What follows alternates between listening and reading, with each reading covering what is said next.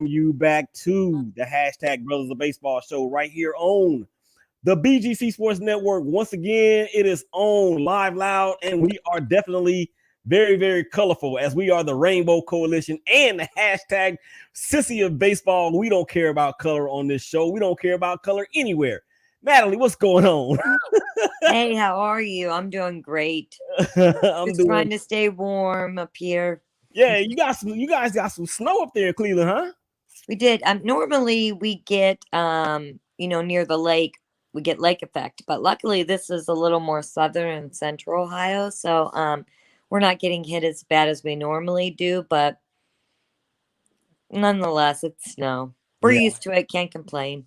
Well, I hate to rub it in, but today or on Sunday rather in Dallas, sunny skies, not a clear, not a sky, not a cloud in the sky, and it got up to 61 degrees today. All right, before we move any further in this second segment, it is being brought to you by Imagine seeing all Medicare, health, and supplemental plan options all in one place with expert advice on which ones to consider. Well, that's Preferred Senior Advisors. Call Kelly Hopkins today at 940-594-1113 or go to facebook.com/Kelly Hopkins Insurance. Tell her that your boy and your girl from the BGC Sports Network sent you over there so she could get you tightened up. All right, just in case you missed it in the first segment, we did give our tribute to one of the greats, not just on the diamond, but also off the diamond. Of course, that's Hammerin Henry Hank Aaron, as he passed away at the tender age of 86. It was not COVID related, even though he did get the vaccine to show African American, the community, that it's okay to go ahead and get the vaccine. And we'll discuss that another time because that's a whole nother episode with that. So, and then we also got started talking about the hot stove that has really been cooking over the last couple of weeks. So we're gonna get into more of that. Thank you guys out there for watching us on Facebook Live, as well as Periscope, as well as Twitter, as well as YouTube. We appreciate it. All right, Natalie. So we left off talking about the hot stove, and we got a lot of other players that we haven't mentioned yet. So I'm going to go through a couple of them. Oh, by the way, George Springer, I almost said Jerry Springer. George Springer's George Springer's contract with the Blue Jays, 6 years, 150 M's. Okay, he deserves it. He deserves it. All right, also going to north of the border is one time Oakland A, Marcus Simeon, shortstop. He moves to the north, 1 year deal, $18 million. Okay, let's just stay right here for just a second with these two signings, Nat, because both of our favorite teams, of course, are in the American League. And at some point, we're going to have to deal with these Blue Jays. With these two guys that they have just signed to pair along with Bo Bichette, as well as Vladimir Guerrero Jr., I'm thinking that there's a good probability that there's not going to be many more tougher lineups with those types of four hitters in all of the majors. What are your thoughts? Yeah, I mean they've acquired some big bats and that's some power there. So, like you said, that's some competition that we're gonna have to face. The Indians and Oakland is your team. So that concerns me a bit. But good to see other teams making some moves. For several years the league wasn't that competitive and the Indians, just kind of always walked away with the with the title, I kind of felt like. So bring on the competition. That's the kind of fan I am. Yeah, and being a fan of a team that does not place a lot of value on signing higher price free agents and the willingness to let people go. Mark McGuire, Jose Canseco, I mean, so many others. I feel you. All right, so we're gonna run down a few more big names that from the last time we actually had a discussion. Natalie and I had a discussion. These players have also signed. JT Realmuto stays with the Phillies. He was one of the prize out there, and he stays in the city of brotherly love. 5 years, 115.5 million. DJ LeMahieu, last year's AL batting champion. He stays in the Bronx, 6 years, 90 million. Yeah. And you know what? I wanted to bring this one up too, because we talked about him a little bit in the first segment. You said Michael Brantley. If you remember, Natalie, a couple weeks ago, the reports had come out that Brantley had actually signed with the Blue Jays as well. So they would have had Brantley, they would have had Springer, they would have had Simeon. But it turns out that it wasn't the case, and he wound up staying in Houston, as he signed 2 years for 28. No, I'm sorry, 2 years, 32 million. Marcus Stroman. No, I'm sorry, not Marcus Stroman. Marcus Simeon. As we stated, he was the 6th ranked free agent prize out there, according to MLB.com or ESPN.com rather. Let me ask you about Carlos Santana, because he is another one of those Indians that has flown the coop. He's gone from Cleveland in the American League Central to Kansas City, also in the American League Central, 2 years, 17 million. How do we feel about Carlos going to Kansas City? Well, of course, I feel heartbroken about it. Love Carlos, Los, as I call him, or Slam Tana. I am not looking forward to the Indians facing him in Kansas City. He was some offense. Cleveland fans are quite interesting. They don't seem to remember how well he played. They only remember this past season, the short and condensed season. He didn't play that well, but his offensive stats were amazing last year. I remember getting in an argument with someone on Twitter, which is like my favorite thing to do anyway, but just reminding them about Santana and what he brought to the offense for the Tribe, and definitely gonna miss that this year. But we'll talk in a little bit about a little added offense that we did get. Let's go there, because you get left fielder Eddie Rosario from the Twins. Also, of course, in the American League Central, the Twins won the AL Central last year, and the year before that, he does get a 1-year deal for $8 million. That is some offense, as you stated, for that lineup that has really made a huge makeover.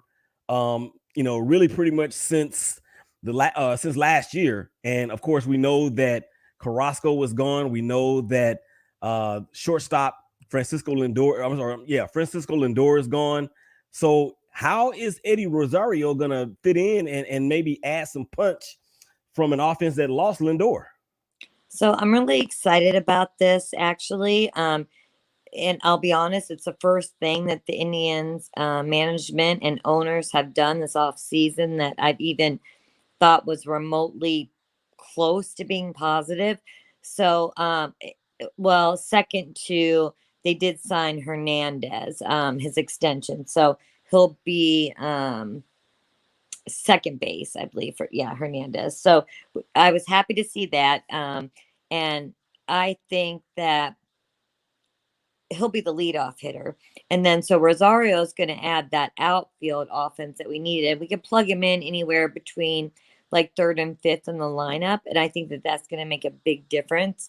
I think he brings back some of what we lost with Michael Brantley. So I feel like he's what we've been missing in the outfield since we lost Michael Brantley to the Astros. And every time Rosario has faced us as the Twins, the Indians, he's just decimated, just slayed us. So the way I look at it is, I'd much rather have him with us than against us. So I'm really happy about that. Yeah, and I think for the Twins, I'm sorry, for the Indians, with everything that has happened, and the last time we actually talked, even with them changing the nickname or the moniker, the Indian moniker, they just seem to be going through some sort of reincarnation, for the lack of a better word. I actually think that it's exciting for you guys, because you still have enough talent there to at least make some noise. And in baseball, it's seemingly the unknowns that come out of nowhere, and next thing you know, you find them in the midst of a Cy Young Award talk, or comeback player of the year or whatever the case may be. So I don't think that it's gonna be as I don't think it's gonna be as bad as you guys up there in Northeast Ohio may believe it to be. It's not like you guys are Oakland because even when I remember when we did that, the many times that we've done that, I mean, we just hovered around last place for years at a time, and it made it very, very difficult to be an A's fan. All right, so let's go back to some more other free agents that have signed. And the thing is that again, as we discussed this, we know that the season, the pitchers and catchers are coming up to be reporting here in the next few weeks or whatnot. And I want to go to the New York Mets because the trade, of course, with Carrasco and Lindor is there, but they've also made some other major moves too, Nat. They've got Trevor May from the Twins. They also got James McCann from the White Sox. So they bolstered their pitching there. And I believe that the whole thing with their owner, I'm sorry, with their GM, I can't think of the guy's name, but he actually was fired after he got busted for the inappropriate text messages. Oh yeah, Yeah, with the young, with the young woman. Yes, yeah, that was a hot topic, that we could always discuss at some point. But I was glad to see the Mets make a stand, and fire him immediately. So, and it's hard for a lot of people in the industry, but sometimes women as well. So, shame yeah. on him, but I'm glad that they took care of that. But they have bigger things, to deal with, and with the signings they've been doing.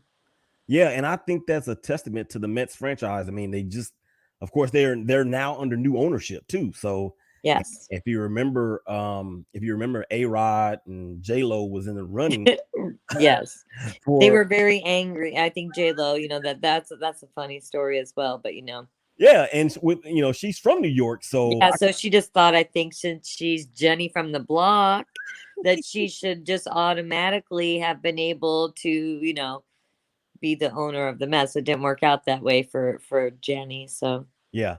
And one other person I want to mention who I know is near and dear to your heart because he won a couple of Cy Young awards up there in Cleveland, and that's of course Corey Kluber, who signed a deal, or he was traded rather, to the Rangers at the around this time last year. And then of course in the first game, or the first inning of the first game of the 2020 yes, season, he blew out his shoulder and he was done.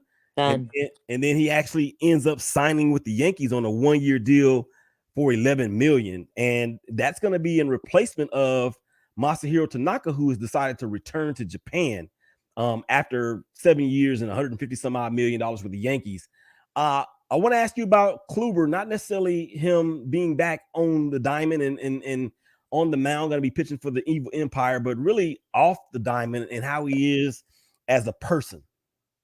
So Corey Kluber, of course, was one of the best pitchers that the Indians ever had, especially in recent decades. His charity work in the community was second to none. He I will probably get it wrong, but I know he has a children's foundation that he's very active with, and was in Cleveland. I think it's Kluber for Kids, but I didn't want to say it incorrectly, and I apologize if I did. Um, but it's just a testament to what kind of man he is, which brings a presence to the clubhouse, which I always say that you can't look over. So, what he did on the diamond, on the mound, actually, was amazing. Cy Young winner. He was a great pitcher for the Indians, but he had that veteran presence and just a class act. And that, I believe, especially with some of the young pitchers that the Indians had, made such a difference. Many of them from that aren't with us, a couple anymore, but Mike Clevenger, Trevor Bauer, they all mentioned looking up to Kluber, watching Kluber, speaking with Kluber. So Kluber, outside of playing, he mentored a lot of the young Indians pitchers, and he was a wonderful asset to the community. So it hurts to see him in these pinstripes. And I have one quick thought. The first thing I thought of when he signed with the Yankees is he's probably going to have the best season ever of his career, which I do wish him that because he's a great guy. But I have a feeling that at some point it's going to hurt us. So there's going to be an important game on the line, and the Indians are going to be facing Corey Kluber, and we're going to remember how good he is, and it's going to hurt. So. Yeah, I feel like that the Indians, I mean, they missed it. They missed it when Kluber was there, when Bauer was there, when Carrasco was there, when Salazar was there. They just missed it. With those four guys, I just remember talking so much about them like in the 2017, 16, 17, 18 in that range, about how they, to me, had the best four-man rotation in all of the majors. And I know that there was a 7-game series against the Cubs in the World Series in 17 or 16 rather. And they were close. And many people think that they should have won. But they didn't. And next thing you know, those guys are scattering like roaches. And now Kluber is in New York, and he's going to be there with Garrett Cole and Jameson Taillon, who the Yankees just signed this past week. You got to think they're going to get Domingo Germán back, who was considered to be their best guy. Zach Britton. I mean, the Yankees are going to still be the Yankees, and we're still going to hate them. So that's what that is. Always. Right, we got about 30 seconds left to go in the segment. When we come back on the other side of the break, we're going to wrap up the hot stove topic, because there are some guys that are still out there that have not found homes yet. And we're going to try to talk about that, or we're not going to try to talk about it. We are going to talk about it, but what we're going to try to do is maybe guess where we think their next home will be. And then we're going to talk some history, because Nat is an Indians fan and I'm an A's fan, and both of our teams' history are rich in terms of hitters and pitchers. And we're going to have some fun with that. So y'all come on back on the other side of the break. Hashtag Brothers of Baseball. Hashtag Sissy of Baseball. Natalie Turk. Big day. Baseball fans all over the rock. Willie Epstein Jr. Y'all come on back and holler at us.